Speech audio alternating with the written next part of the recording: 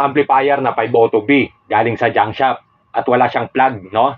At dito sa harapan ay wala siyang handle nung volume. Kahapon kasi mga pagitan ng alas 4 ng hapon ay binigyan ako ni boss ng isang aircon na window type. Ngayon nung ibebenta ko siya sa junk shop ay mura lang bibilhin. Tapos nakita ko nga ito, no, yung amplifier, at sabi ko dun sa owner ng junk shop ay kung pwedeng swap ko na lang. At pumayag din naman, may kasama nga na D15 na speaker, no? Tapos may dalawang tweeter. Sa tweeter merong hindi gumagana na isa. Yung D15 natin sira lang yung dahon.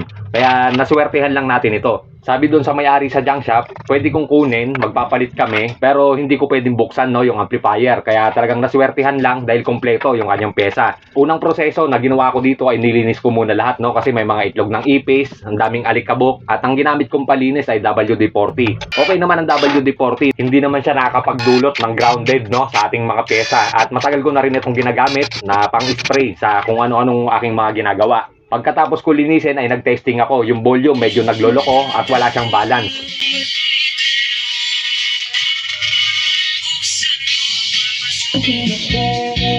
Kung mapapansin nyo ay nag-jumper ako para ma-confirm, no, kung ano yung dapat na ating palitan. At sa pamamagitan ng pag-jumper na yan ay natukoy ko, no, kung ano yung dapat na palitan. At mapapansin natin yung kanyang balance ay hindi rin gumagana.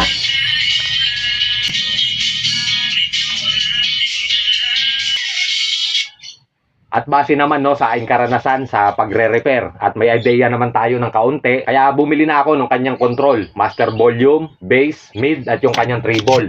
Yung ganitong problema po kasi sa amplifier ay pwede rin mangyari sa'yo o ganyan na rin, no, yung maaring tunog ng yung amplifier. Basta't napapansin mo na garalgal o medyo nag-iiba, no, yung timpla, ay papalitan mo lang lahat yung kanyang control tone. May ibang pagkakataon din naman, no, na nakukuha ito sa linis. Meron naman kasi tayong nabibili na pang-spray para sa ating mga potentiometer. Mas madalas po nangyayari kapag patay, no, yung tunog ng ating bass o kaya ng ating mid o ng ating treble. Kapag po yung ating amplifier, mixer o yung ating equalizer ay na-stack, no, yung hindi natin nagagamit. Tapos hindi natin ito nalagyan ng cover.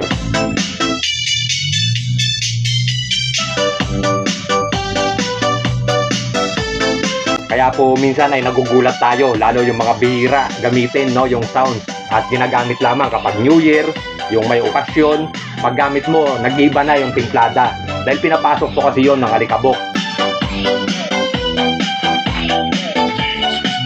At kapag ganun po, ay papalitan mo na lang lahat ng control o kaya kahit ikaw na mismo ang magpalit.